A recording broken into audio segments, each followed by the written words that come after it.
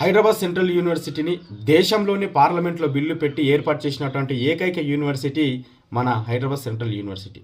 మిత్రులారా, కాంగ్రెస్ ప్రభుత్వం అయితే చట్టానికి విరుద్ధంగా పోతుందని కూడా అర్థమవుతుంది. ఎందుకంటే భూముల కోసం భూములు గుంజుకున్నోడు బాగుపడ్డట్లు దేశ చరిత్రలో ఏమీ లేదు. వీళ్ళు ప్రకృతితోటి పెట్టుకుంటున్నారు.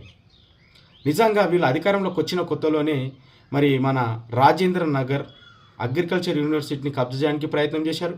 మరి అలాగే 2000 సంవత్సరాల చరిత్ర ఉన్నటువంటి దామగుండ ఫారెస్ట్ను కూడా నాశనం చేయడానికి అక్కడ వాళ్ళ ప్రయత్నాలు నడుస్తూనే ఉన్నాయి.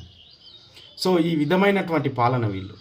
హైదరాబాద్ సెంట్రల్ యూనివర్సిటీ అంటే హైదరాబాద్లో నివసిస్తున్నటువంటి బడుగు బలహీన పేద వర్గాలు స్వేచ్ఛమైన గాలి పీల్చుకుంటారంటే ఆ యూనివర్సిటీల నుంచి పోయే గాలి. మరి మరొక ఢిల్లీలాగా తయారు చేద్దాం అనుకుంటే మరి మీరు చేయండి. అధికారం చేతిలో ఉన్నదని ఇష్టం ఉన్నట్లు మీరు ఏడబడితే ఆడ భూములు కబ్జాలు చేస్తామంటే చూస్తూ ఊరుకుంటారనుకున్నావా? అధికారంలో ఉన్నంత మాత్రాన చట్టాలు మీకే వర్తిస్తాయని అనుకుంటున్నారా? పోరాటం బరాబర్ తెలంగాణ ప్రజలు పోరాటం చేస్తారు. ఖచ్చితంగా మీలాంటి మూర్ఖుల నుంచి అధికారాన్ని గుంజుకుంటారు అతి త్వరలోనే. ఇది మీరు ఖచ్చితంగా చూడబోతున్నారు.